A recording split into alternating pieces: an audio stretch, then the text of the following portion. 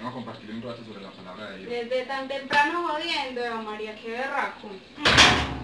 Sofía, ¿quién era? Ay, un testigo de Jehová. ¿Y por qué le cerró la puerta Ay, a no la esté tan cara? fastidiosa, atiéndalo entonces. No, usted tan maleducada, qué pena con el señor. Hola amigo, Buenos ¿cómo días. está? Mucho gusto, Carlos. Mucho gusto, Felipe. Bien, pues sígame. Gracias. Bien, pues siéntese, Felipe. Muchas gracias, Carlos. Carlos, yo vengo a hablarle sobre la palabra de Dios. ¿Usted cree en Dios? No, Felipe, no creo en Dios. Carlos, ¿y por qué no crees en Dios? No creo en Dios porque soy ateo. Los ateos son los que no creen en nada. O sea que usted tampoco cree en usted mismo.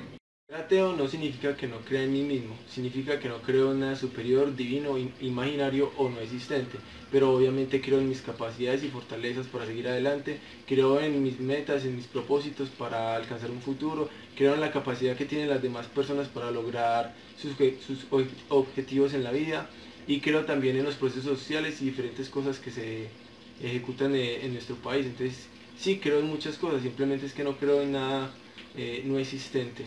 La palabra de Dios, aquí dice muy claro que Dios fue el que nos creó a nosotros y creó a todo nuestro mundo y todo lo que nos rodea. ¿Qué es la palabra de Dios? ¿Qué es la Biblia? Es importante analizar, comprender, estudiar el sentido de ese libro, cómo lo escribieron, quiénes lo escribieron, si en realidad fue un ser divino. Entonces es necesario analizar la historia, entender que por más de 2000 años la Iglesia ha cerrado toda la posibilidad de indagar y estudiar y comprender el origen de ese texto, porque simplemente ellos han querido controlar como su monopolio. De cierta forma el libro ha servido para controlar la sociedad. Entonces yo creo que es necesario estudiar más y no simplemente quedarnos con la información de que lo que se dice ahí es la ley y es la verdad. Mira que recientemente en Israel encontraron unos manuscritos que, según cuentan, se fue escrita por los 12 apóstoles. Permiso, yo los interrumpo, mi hija, para que se refresque. Muchas gracias. Carlos, préstele atención al Señor, por favor. A ver si algún día cree en Dios. A mí, por eso es la importancia de estudiar, comprender y analizar nuestra historia para entender de una vez por todas que hay muchas trabas que fueron ocultas por la Iglesia y la realidad no es tan simple como la cuenta del Señor. Ay no, ¿sabe qué? Yo mejor me retiro. Sigan dialogando. Continuando con el tema, Felipe, en relación a los manuscritos encontrados en Israel, pues yo creo que habría que hacer un análisis más profundo. Primero de si en realidad fueron escritos por los apóstoles, pues considero que la ciencia todavía no ha llegado al nivel de comprobar que con esta mano fue escrito un papel. Yo creo que, y más pasando hace 2000 años, yo creo que habría que analizar cuáles son los intereses políticos, económicos o sociales del país, o por lo cual nuestra sociedad quiere que de cierta manera sigamos creyendo en la existencia de Dios. Entonces creo que habría que analizar muchas otras cosas antes de confirmar que eso en realidad sí fue escrito por los 12 apóstoles. Pero si hablamos de nuestro país, mira que más del 90% de las personas creen en Dios o en un ser superior. Mira, por ejemplo, tu mamá es creyente, tu mamá cree en Dios. ¿Por qué no creer en Dios? Felipe, tocas un punto muy interesante que me gusta demasiado, y es decir que en nuestro país el 90% de la población es creyente, y es verdad, con eso no tengo ningún problema, pero creo que es necesario analizar un poco el contexto y la historia de nuestro país. Si nos vamos muchos años allá antiguamente, se supone que nosotros fuimos, América fue descubierta por España, ¿cierto? Que en realidad no fue un descubrimiento de América, fue una invasión, fue un maltrato hacia nuestras mujeres, bueno, fue una invasión, sellaron nuestros recursos y ya sabemos pues qué pasó con esa historia. Entonces si analizamos desde ese punto de la historia, se supone que los que vivían acá eran indígenas, y los indígenas tenían otras formas de creer en un ser superior. Para ellos el ser superior era la naturaleza, era el sol y las cosas con las que habitaban. No era como tal un ser divino o lo que nos ha enseñado la Biblia. Entonces desde ahí se parte la historia.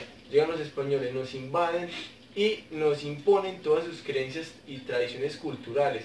Entonces hay que entender que el origen del catolicismo aquí en América Latina y en nuestro país ha sido una imposición de España, que casualmente en España ya no son tan católicos como lo somos nosotros acá. Entonces si nosotros tenemos como esos rasgos, somos mestizos, tenemos esos rasgos entre indígenas y españoles y mataron a nuestros ancestros, pues lo ideal sería que nosotros creyéramos en las leyes naturales y en las divinidades que creían ellos, ¿cierto? Entonces creo que es muy importante entender la cultura y las tradiciones y cómo han sido impuestas Entonces, de cierta manera, por eso es que en nuestro país somos tan creyentes, y obvio, los políticos y las demás personas que están en el poder pues van a querer que eso se siga moviendo porque hay muchos negocios y hay muchas cuestiones que se pueden movilizar a través de la religión.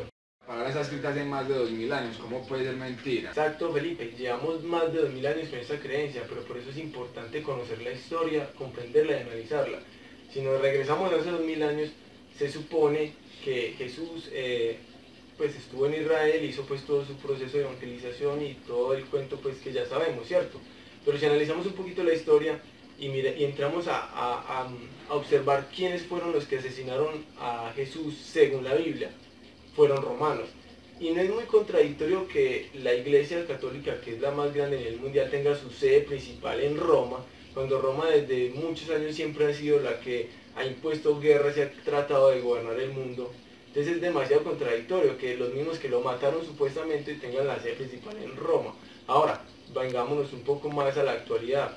Si analizamos la Iglesia Católica, el Vaticano es un micropaís en Italia, que no depende de la economía o los demás procesos a nivel mundial, puede sobrevivir por sí mismo.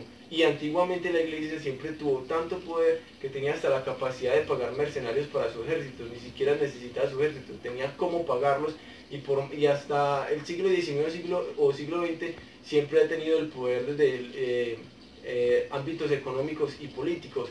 Entonces, si siempre ha tenido el poder, si siempre ha tenido la capacidad de controlar y manejar la información, entonces uno que entraría a analizar que la información es verdad o que la información ha sido manipulada o ha sido utilizada simplemente para controlar el pueblo. Ahora, un punto clave, ¿quiénes fueron los fundadores del machismo? Analicemos de dónde viene el machismo y podemos observar cómo la iglesia lo fomenta.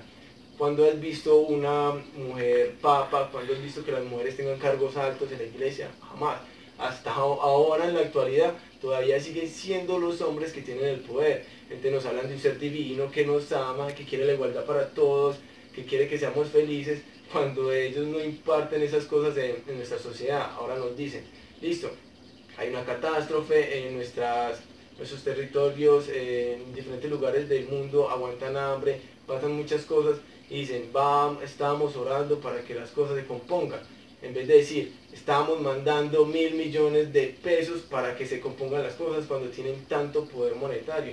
Si analizamos los medios artículos que tiene el Papa o lo que tiene en su habitación, está evaluado en 1.000 millones de pesos todas las cosas que ellos tienen. Ahora, yo entiendo que tú eres de otra religión y las religiones emergentes pues que han habido en la última época pues han salido como en contraposición del catolicismo, de cierta forma como que criticando un poco lo que ellos hacen y montan su escuela o su religión en otro lado con un poco de contradicciones para arrastrar gente que de cierta forma ya se ha desvinculado de la religión católica. Pero no significa que no hagan, que marquen la diferencia. De pronto actuarán de una forma diferente, pero en el trasfondo siguen haciendo las mismas cosas que hace la Iglesia Católica. La Iglesia Católica es como si fueran corporaciones, porque de cierta forma imparten los mismos ideales y buscan como los mismos objetivos. Entonces habría que analizar eso. La palabra lleva más de 2000 años, pero entonces por eso te invito a que investigues, analices quién tuvo el poder de esa palabra y quién siempre ha manipulado toda esa información, que hasta ahora todavía sigue siendo muy difícil que permitan corroborar y comprobar esa información. ¿Qué es la diferencia que ha tenido la ciencia con la fe? La ciencia siempre busca comprobar todo, la fe simplemente es crea porque es así, pero no compruebe. Pongamos un ejemplo muy sencillo, Felipe, ¿crees en los unicornios? Pero yo nunca hice un unicornio. Exacto, entonces ¿cómo puedes justificar la existencia de Dios si de cierta forma pides comprobación para la existencia de un unicornio? No es pensar en tu César puro en el infierno.